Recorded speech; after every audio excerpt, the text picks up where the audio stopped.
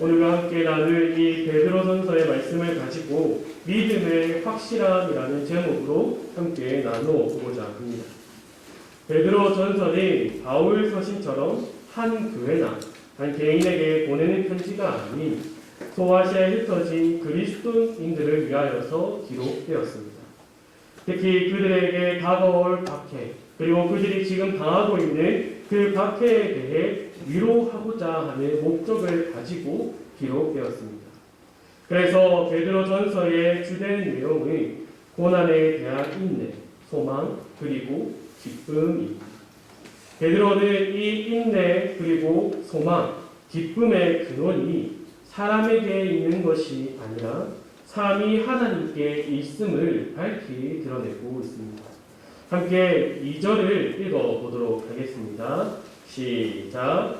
곧 하나님 아버지의 미리 아심을 따라 성령이 거룩하게 하심으로 순종함과 예수 그리스도의 피 뿌림을 얻기 위하여 택하심을 받은 자들에게 전지하니 은혜와 평강이 너희에게 더욱 많으리라.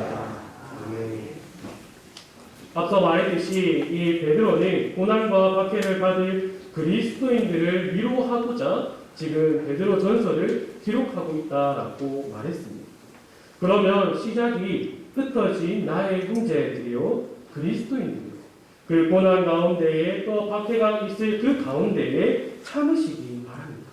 믿음에서 흔들리지 말고 굳세게 그 믿음을 지키시기 바랍니다라고 서두에 이렇게 등장을 해야 하는데 지금 그렇게 시작을 하지 않고 이 2절에서 삼위 하나님을 밝히 드러내고 있습니다. 베드로가 이렇게 시작하는 곳에서 삼위 하나님을 말하고 있는 것은 우리의 위로와 소망과 기쁨이 삼위 하나님으로부터 시작되어야 한다라는 것을 말하고 있는 거죠. 베드로는 이것을 통하여서 우리가 붙들어야 할 것은 사람이 아니라 삼위 하나님임을 우리에게 전해주고 있습니다. 그럼 우리 한번 2절을 주목해서 조금씩 나눠서 살펴보도록 하겠습니다. 먼저는 하나님 아버지의 미리 아심을 따라 성부 하나님의 놀라우신 계획을 말하고 있습니다. 그리고 성령이 거룩하게 하심으로 순종함과 우리 스스로가 거룩하게 되는 것이 아니라 성령 하나님께서 우리를 거룩하게 하셔야지만이 우리가 거룩할 수 있다라는 거죠. 그래야지만이 우리가 거룩한 삶을 살아갈 수 있다라는 것을 알려주고 있습니다. 그리고 우리는 스스로 온전히 순종할 수 없습니다.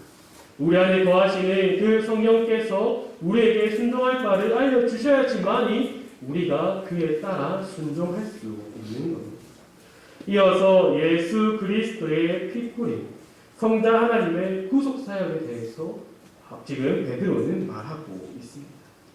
여기서 우리의 위로가 시작되어야 합니다. 베드로는 이 사실을 정확하게 알고 있었습니다.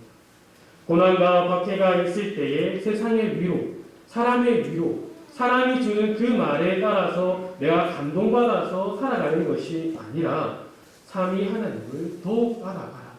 왜냐하면 그 가운데 위로가 있고 소망이 있으며 기쁨이 있다라고 우리에게 말해주고 있습니다.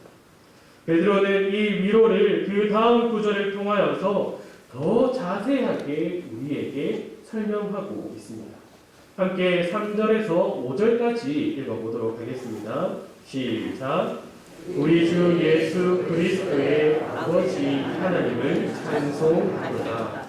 그의 많으신 긍휼대로 예수 그리스도를 죽은 자 가운데서 부활하게 하심으로 말미암아 우리를 거듭나게 하사 산 소망이 있게 하시며 썩지 않고 더럽지 않고 해하지 아니하는 유업을 있게 하시나니 곧 너희를 위하여 하늘에 간직하신 것이다.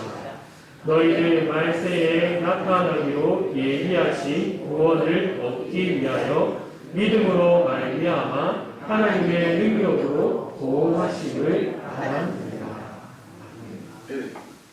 하나님께서 지금 어떠한 일들을 행하셨다라고 베드로가 말하고 있습니까? 완전히 그의 많으신 긍휼대로 예수 그리스도를 죽은 자 가운데서 부활하게 하셨다라고 말하고 있습니다. 이로 인해 우리가 거듭날 수 있으며 우리에게 산 소망이 있게 된 것이요. 그리고 또한 우리에게 하늘의 상급, 썩지 않고 더럽지 않고 새하지 않는 유업을 우리를 위하여서 준비하셨고 또 그것을 주신다라고 말합니다. 그리고 말세에 나타날 구원을 위해 하나님의 능력으로 우리를 보호하신다라는 것을 베드로는 성부 하나님께서 지금 이러한 일들을 하고 계신다라고 말하고 있는 거죠. 말세에 나타나는 구원이 무엇입니까? 약속에 따라 예수 그리스도가 다시 오신다라는 그 약속이지요. 그 약속까지 우리를 계속해서 보호하신다라고 합니다. 베드로는 너희가 고난과 박해 그리고 시련이 있을 때에 하나님을 더욱 찬송하라라고 우리에게 말합니다. 고난과 박해 가운데 찬송할 수 있는 이유는 그가 그리스도를 보내어 주셨고 그리스도의 구속사역을 내어서 우리가 거듭났으며 우리에게 산 소망이 있고 우리가 이을 그 유업, 천국에 들어가는 것 그리고 언제나 우리를 보호해 주시는 하나님의 능력이 있기 때문에 보호하심이 있기 때문에 우리가 찬양할 수밖에 없다라는 것을 말하고 있는 거죠.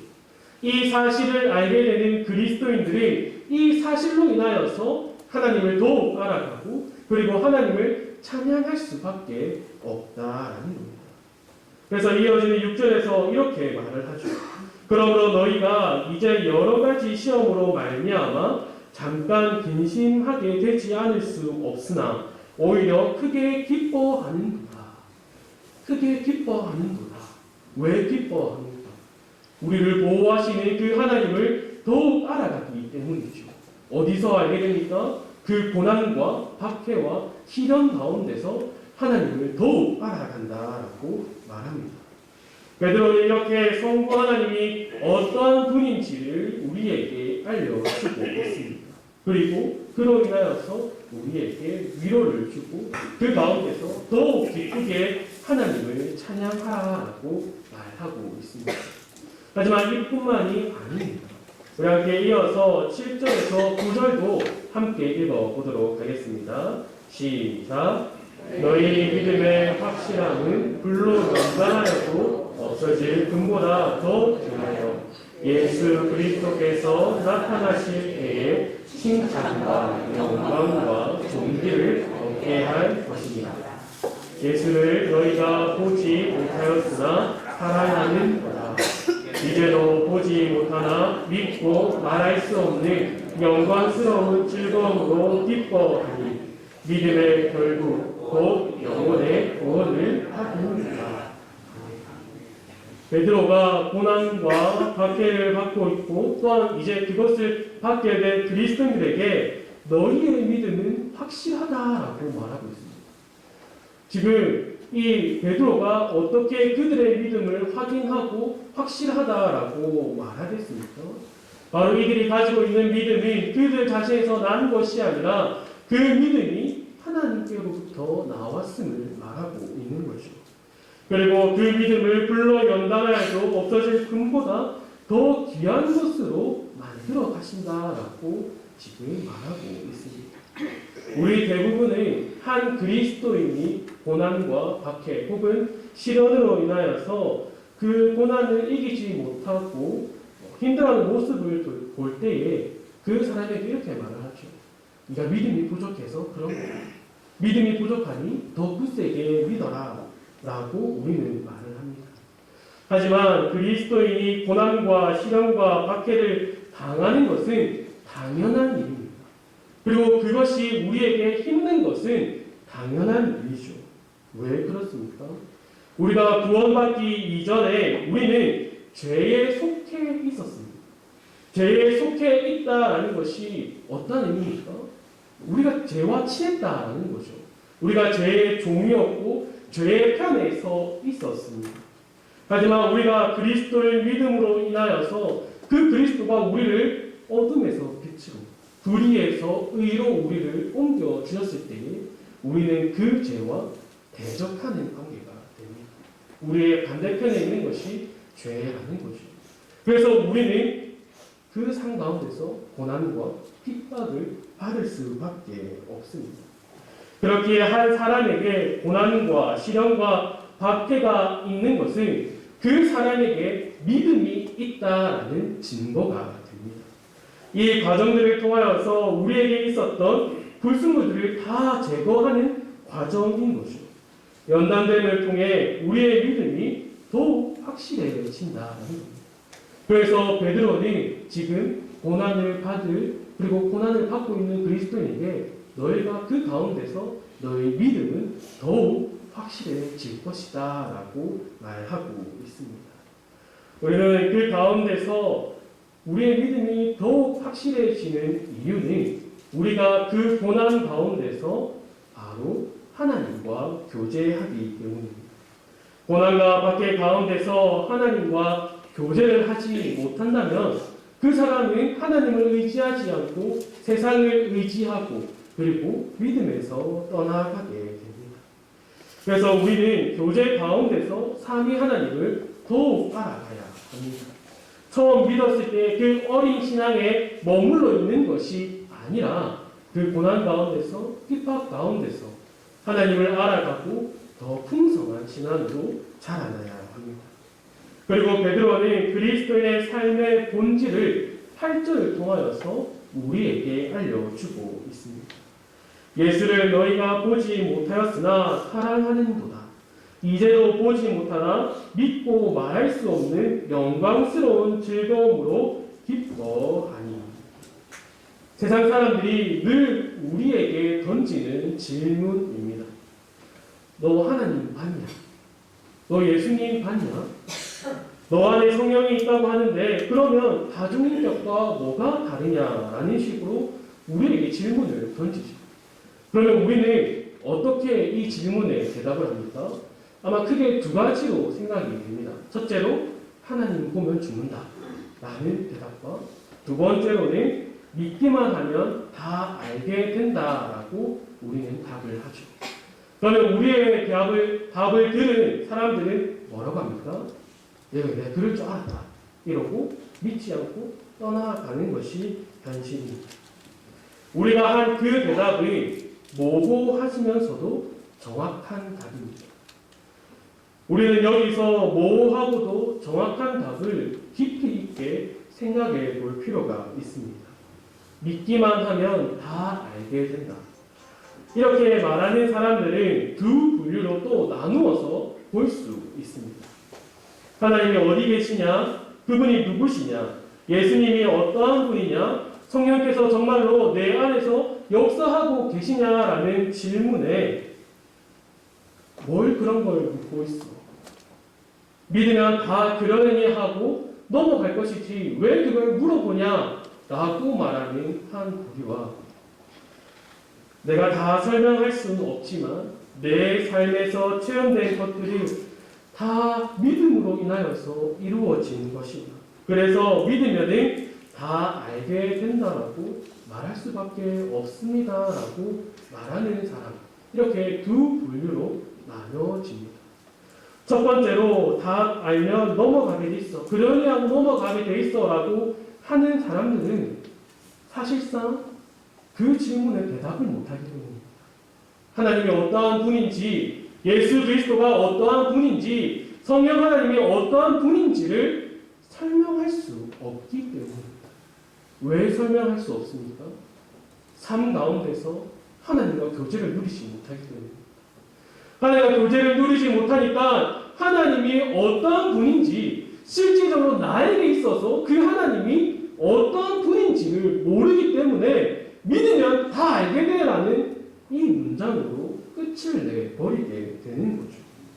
하지만 부자처럼 믿으면 다 알게 됩니다. 내가 그 공허한 가운데 있을 때에 내가 뭐라고 설명할 수 없지만 하나님께서 나를 이끌어 주시고 오늘 이 가운데도 이끌어 주시는 모든 것들을 보았을 때에 내가 하나님을 고백한다라고 하는 분들은 삶 가운데서 하나님과 교제를 나누는 분들이죠. 성경을 통하여서 하나님의 말씀을 통하여서 하나님이 어떠하신 분인지, 예수 그리스도가 어떠하신 분인지, 성령 하나님께서 내 안에서 어떻게 역사하고 계시는지를 날마다 아는 분들이 이렇게 고백을 하는 거죠. 주 안에서 사랑하는 성도 여러분, 여러분은 어느 쪽에 속해 있습니까? 믿으면 다 알게 된다라고 말을 하면서 어느 쪽에 속해 있으십니까? 우리가 신앙생활을 오래 하다 보면은 많은 것들을 알게 됩니다. 자동적으로 알게 되는 것들이 있죠. 성경 지식이나 아니면 성도로서 어떻게 살아가야 하는지, 교회가 1년에 어떻게 돌아가는지, 이러한 것들은 알 수 있습니다. 그리고 기도의 여러 가지 방법이라든지 전도의 탁월한 방법이든지 많은 지식들을 우리가 교회 생활을 할 때에 알아갈 수 있습니다. 하지만 이것들보다 더 중요한 것이 있습니다. 바로 삶에서 삼위 하나님을 만나고 교제하고 알아가는 것입니다. 이것이 중요한 거죠. 우리가 교회 생활을 하는 것이 아니라 신앙생활을 해야 합니다. 하나님과 교제함을 통하여서 그분을 더욱 알아가야 한다는 거죠. 왜 삶에서 하나님을 만나고 교제하고 알아가는 것이 중요합니까? 삼위 하나님이 우리와 멀리 떨어져 있는 분이 아니기 때문이죠.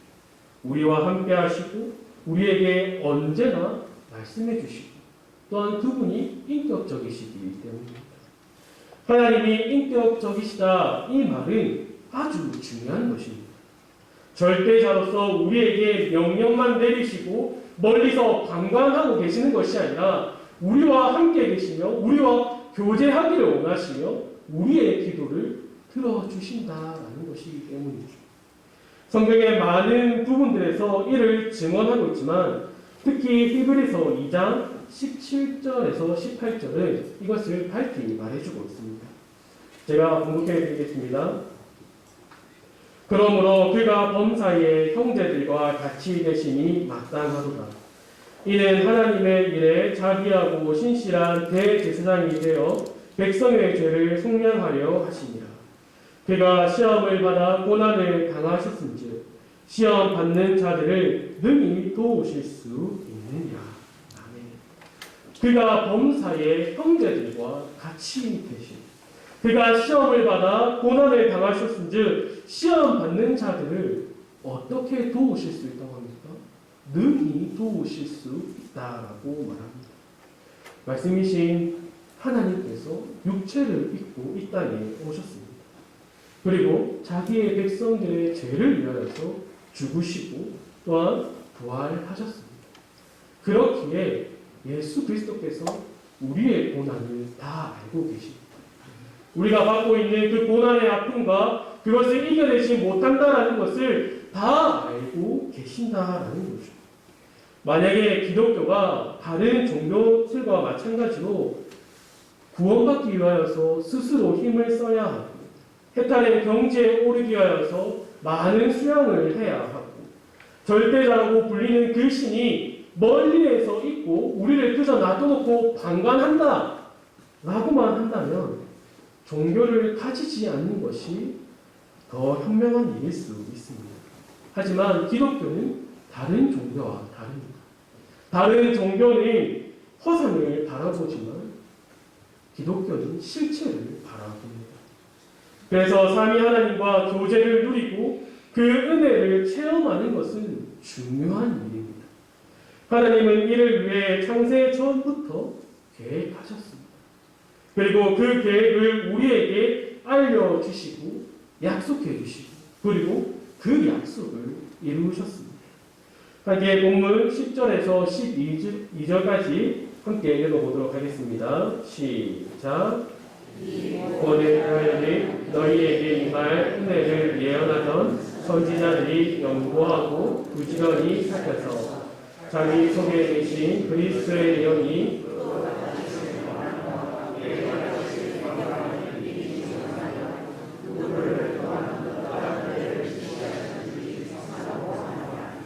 이 성긴 바가 자기를 위한 것이 아니요 너희를 위한 것이니 계시로 알게 되었으니 이것은 하늘로부터 보내신 힘이고 복음을 전하는 자들로 이제 너희에게 알린 것이요 선자들로 살펴보기를 원하는 것이니라.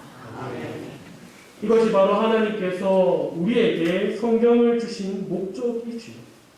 우리는 하나님의 말씀을 읽을 때에 이 사실을 발견해야 합니다. 내가 원하는 대로 내 뜻대로 성경을 해석하는 것이 아니라 하나님께서 말씀하시는 바를 우리가 알아야 합니다. 하나님은 말씀을 통하여서 자신을 계시해 주십니다. 구원의 계획을 알려주십니다. 그리고 약속해 주십니다. 그리고 그 약속을 이루셨음까지도 우리에게 알려주고 계시며 다시 오시겠다라고 약속해 주셨습니다. 이것을 알려주시는 분도 하나님이시며 이것을 깨닫게 하시는 것도 하나님이십니다. 우리에게 믿음을 주시고 그 믿음을 자라게 하시고 연단하여 없어지지 아니하는 그 금보다 더 귀한 것으로 만들어주시는 분도 하나님이십니다. 그렇기에 우리의 진정한 소망과 위로와 기쁨은 삼위 하나님으로부터 시작되어야 합니다. 베드로는 이것을 오늘 본문에서 말하고 있는 것입니다. 오늘날 코로나19 바이러스로 인하여서 예배가 무너졌다라고 말을 합니다. 그리고 이 무너진 예배를 회복하는 것이 중요한 문제라고 많은 곳에서 이야기를 합니다. 사랑하는 성도 여러분, 정말로 코로나19 바이러스로 인하여서 예배가 무너졌을까요? 저는 그렇게 생각하지 않습니다.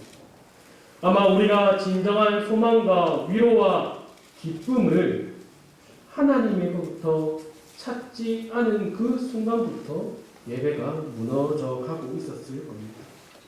왜냐하면 이 예배는 우리가 이 예배당에서 드리는 것만 말하는 것이 아니죠. 우리의 삶이 예배입니다.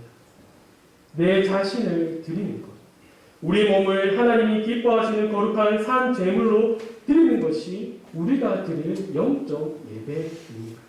그렇지 않습니까? 우리의 예배가 언제부터 무너졌는가를 살펴보는 것이 중요합니다. 우리의 소망, 기쁨, 우리의 위로를 나는 과연 어디서 찾고 있습니까? 하나님의 말씀을 통하여서 그 삼위 하나님을 통하여 그것을 찾고 있었는가? 아니면 사람을 통하여서, 아니면 다른 물질을 통하여서, 아니면 이 세상을 통하여서 그 위로와 그 소망과 기쁨을 찾고 있지는 않았는가? 우리는 그것을 살펴보아야 됩니다. 지금 삶이 힘들고 괴롭고 고난 가운데 있고 이겨내지 못할 그 시련 가운데 있다라고 생각이 들면은 기뻐하시기 바랍니다. 단순히 기뻐하는 것이 아니라 삼위 하나님께서 우리와 함께 하시기 때문에 우리의 위로와 소망과 기쁨이 그 삼위 하나님으로부터 오기 때문에 기뻐하시길 바랍니다. 그래서 그 상황은 우리의 믿음이 확실해지고 있는 것을 말해주는 것입니다. 하나님과 깊은 교제를 누리고 하나님을 알아가는 귀한 시간이 바로 우리가 지금 이 세상을 살아가는 시간입니다. 그 귀한 시간의 끝에는 믿음의 확실함이 있습니다. 그리고 그리스도께서 오실 때에 칭찬과 영광과 존귀가 있습니다. 우리가 고난 가운데 가지는 소망과 기쁨의 이유가 하나님께 있음을 깨달아 큰 위로를 받으시길 바랍니다. 그래서 더욱 기뻐하는 성도의 삶을 살아가기를 바랍니다. 그 기쁨의 삶을 살아갈 때에 더욱 하나님께 의지하면서 더욱 하나님만을 알아가는 우리 축복노교회 성도들이 되기를 간절히 소망합니다. 네. 기도하겠습니다. 하나님 감사합니다.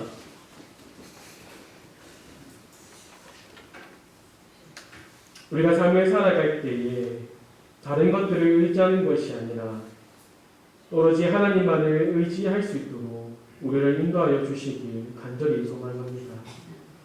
우리가 다른 것들을 바라고 살아가는 것이 아니라 그 하나님을 알아가는 그 일에 힘써 일할 수 있도록 하나님의 말씀을 통하여서 삼위 하나님을 더욱 알아갈 수 있도록 그래서 하나님과 풍성한 교제를 누리며 우리가 모든 것을 아뢰 때에 그 모든 것이 하나님께서 이루어지는 귀한 역사들을 바라보며 살아갈 수 있도록 도와주시옵소서. 이 모든 것 예수님의 이름으로 기도합니다. 아멘.